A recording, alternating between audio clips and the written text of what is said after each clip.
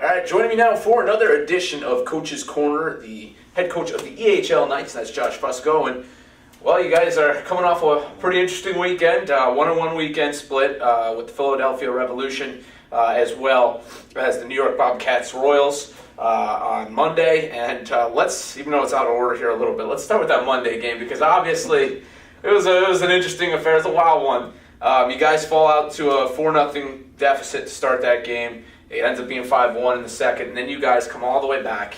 You pull off a 4-goal comeback to force overtime, and then you get the overtime winner off Jake Fuss tip in front. So, obviously things didn't get off to a great start in that game. What was the message to that team between the first and second period, and then of course moving through the second, just to try to get them going? It was quite the message, I can say that. No, it was, as the first period started, it's one of those things where we have a lack of intensity and emotion starting a game. Mm-hmm. So, it comes from a little bit of the leader, me and the leaders on the team talked about it and some of the vets. And, one thing we got to understand is, we have a very young team. Mm-hmm. And I kind of noticed that the preparation before a game lacks a little bit when it comes to being fired up, ready to go. That was something that really kind of just had me fired up, right. More so than anything else. It's like they score a goal and it was like the end of the world to some of these guys, and that can't happen. So between the first and second period, I kind of let them do their own thing. I let the captains and a couple other guys kind of take charge in that locker room, and I wanted to see really how they were going to respond to each other as a team, as a family. So, I stepped in, said a few things. Sure. I owe Paul Salona a new hamper, so. And then I went the other way. So. I think you can kind of see that was the turning point. Yeah. They woke up a little bit. Sure. I think they, the Bobcats Royals, they had I think our boys kind of thought with their travel issue and being late and a little warm, not a full warm up that they could kind of just go out there and do their own thing. It would be an easy 2 points. And you got to know Long Island and Ken, their coach, sure. Nothing's going to be easy against that team for us, and that's just one of those teams that we have a history now, obviously, right. and that was my message before the game. Some of you guys were here last year, you still have that taste in your mouth. This is a shot to kind of get back at them. But you know what, at the end of the day, Tim, phenomenal job. Yeah. I went from losing some hair and getting a few more grays and needing to take a time out in the hallway and to being overwhelmed with joy. Yeah. I saw that team become a team. Yeah. I would say the last 10 minutes of the second period and that whole third period, I saw the team come together. Flip switched. Yeah. And you know what? That's a character win right there. Mm-hmm. That's a big win for this team. Yep. That's a big win for that locker room. Sure. And I think when you could do something like that and kind of, pick up other guys that are having a bad day and this guy, steps up to the plate and that guy steps up to the plate and, you tweak a few things here and there and then you can kind of see some guys get a little fire under their butt and at the end of the day we got 2 points. Yep. It was ugly, but that's a character win. I think that's a win that put this team in the right direction. Sure. Now you guys played 2 games through Sunday and Monday. You played the Philadelphia Revolution. That ends in unfortunately a 3-0 shutout. But it seemed that from that Sunday game into the Monday game, though it was a slow start on Monday, that things started to pick up in a couple of areas. But special teams is something that you guys, have had some ups and downs with so far this season. You got a couple power play goals on Monday.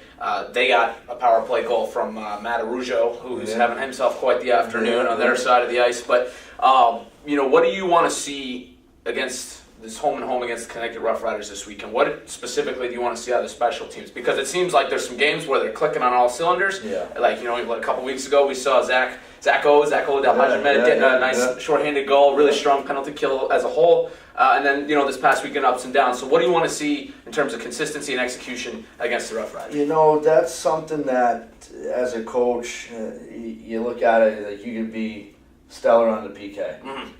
But at the end of the day, when you keep going to the box and you're spending, 16, 20 minutes a game in the box killing penalties, it's going to get you after. Right. It's like a pitcher in baseball. Mm-hmm. A walk always comes back to bite him in the butt. And that's the key here. We're getting better on the power play. We're making a couple tweaks, a couple changes here and there, and really it's the puck movement and just being confident with the puck. We worked a lot this week on these guys with skill work, being more confident with the puck. I've said it before, this team is built on speed and puck movement. That's not going to change. That's our motto, and we're going to stick to it. But the PK, they're doing a tremendous job. I really can't complain about it. Right. There was some missed keys and miscues at the beginning. Guys coming from other systems maybe where it's just a running gun style of PK to being more set. The PK forecheck, we had a little bit of issues with, and we kind of nipped that in the butt and fixed that issue. But when you're going in the box, Tim, all the time, when you have 6 to 10 penalties a game, it's going to get you. Sure. And that's what happened against Revolution, and that was my message going into that game. Was we have to stay out of the box against this team. They're a hard-working team. They chip the puck, they work hard, they get the puck to the net, and they drive the net. There's nothing fancy about it. But when you want to take penalties and spend time in the box, it's going to get you. And it did. I mean, that was, I didn't see the call, but, early there, 2.5 minutes in or whatever it was, Rhett went to the box, and Rhett's a big PK guy for us. And it's just, hey, they scored a power play goal. So, that's the Royals, I think, had, 3 power play goals, 2 or 3? 2? I think 2. The Revolution had 2, so... Might have been 1 with the Royals. I look at it as I'll take positives out of it, though. And the positive is hopefully that they kind of understand now, I got to stop doing this, and I got to work harder here, move my feet and not hook the guy, or I can't just go out swinging my stick, or, do this and do that. It's, you got to play a little bit more, I don't want to say careful, but you do. You know what I mean? It's a 4-man ref system. Sure. You're going to spot everything. So. You mentioned that the Monday win as being a big one for the team, just in terms of, getting this team more, just wiser on the ice. Not necessarily, just in terms of getting adjusted to this level. Yeah. But, to that point, you guys have played almost every type of game you can play now. You fought off comebacks, you had comebacks, you played overtime. The only thing we haven't seen is a shootout yet, I believe. Nope. But how important is that? Again, some of these guys have been through that already. But, for some of these younger guys jumping up to the junior level, how important is that to kind of experience just about every single momentum swing possible? Yeah, no, that's very important. It gives these guys, I think, at the end of the day, further down the road, and again, my message Monday after the comeback win was, you play like this and you do things like this, at the end of the day, we're going to be the last one standing. Sure. And that's the message that you got to send with them. And for young guys and guys that are new to junior hockey, obviously that we started the year out against the Little Flyers. Yeah. And I felt that was a huge start to the season for us. But having adversity and a couple things where your back is to the wall, and to see how these guys handle it, dig themselves out of it, and kind of break that wall down piece by piece during 60 minutes of hockey, I think is going to be extremely beneficial later down the road. We got 44 games left. Yeah. So there's a lot of hockey left, and obviously a lot of up and down still, I think. But when you have guys that want to learn, that want to be here.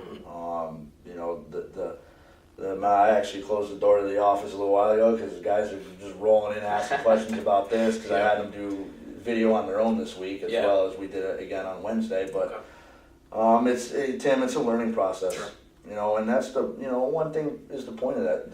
Having this team is getting these guys to the next stage, and obviously they're all young.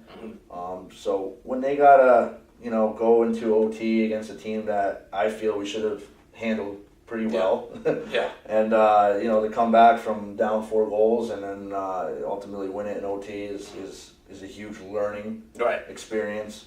Playing a team like the Little Flyers is a huge learning experience. Playing a team like the Revolution, where their style of hockey is a little bit different, that was a huge learning experience. And, when you talk about Sunday's game, I think it's you're on the road. We traveled down. It was hot out. You can make excuses, but we came out flat. Yeah. And now that's the bottom line. So the learning process now is having that intensity, 2 hours prior to the game, going to bed at night the night before a game, with having that mental state that, you got a hockey game the next, you got work the next day, and you need to be the best that you can, and showing up and getting the job done and giving 100%. I have, we have a couple slogans in there in the locker room on the wall, and one's no individual is bigger than the team, and that's how this team's going to operate, and if we want to be successful, everybody has to go, everybody has to buy in, and guys are, and you have to give 100%, man. Well, you kind of touched on it, but we'll wrap up with this one. We've asked similar questions in the same vein in the past, but again, 2 games this weekend against the Connecticut Rough Riders. They also have a 3-3 record like you guys. A lot of what you just said applies, but at the end of the weekend, how do you come away with 4 points? Hard work. I mean, there's one word that I'm going to emphasize today in practice. There's one word I'm going to emphasize tomorrow. I'm going to post it all over that locker room. Yeah. It's hard work. Sure. I mean, we gotta come out hard. We gotta come out with some fire, right? In warm-ups. This is a team that's coming to our building, and I've kind of pushed that on the boys. Let's make this the hardest building to play in this league. When teams come to Revolution Ice Center to play the Knights, they're in for a long one. Yeah. And obviously, hey, we've been pretty successful so far. With Applecore and then the Bobcats game, but. You have a team that's hungry too, coming in here. A team that's got the same record as us, in the same conference, different division, but same conference. And at the end of the day, these 2 games could be huge games when there's 10 games left in the season, when it comes to the standings. So you got to take teams like this and handle them and, get the points out of these games. And, that's going to be the huge key here. Everybody has to work hard. We have to have everybody going.